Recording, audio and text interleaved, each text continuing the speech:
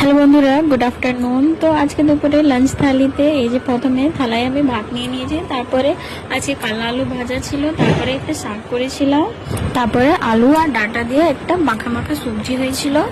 তো সব একটা থালায় নিয়ে নিলাম। তারপরে নেক্সট এসেছে আমাদের ডাল। তো তারপরে সবজিতে আজকে আছে মিক্স ভেজ, তো মিক্স ভেজটাও নিয়ে নিলাম।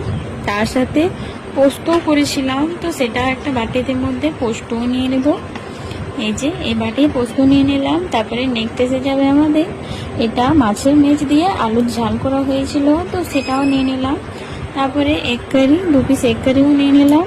আর নেক্সট এসে যাবে মাছের ঝোল, তো 2টো মাছও নিয়ে নিলাম। তার সাথে 2টো মিষ্টিও নিয়ে নিলাম। তো আজকে দুপুরে আমাদের লাঞ্চ থালি এই কিছুই রান্না হয়েছে, অনেক কিছু বেশি হয়নি। তো যা যা হয়েছিল আমি সবই নিয়ে নিলাম একটু একটু করে। তো দুপুরের লাঞ্চ থালি আমার রেডি হয়ে গেছে। তাহলে ভিডিওটা আমি এখানেই শেষ করছি।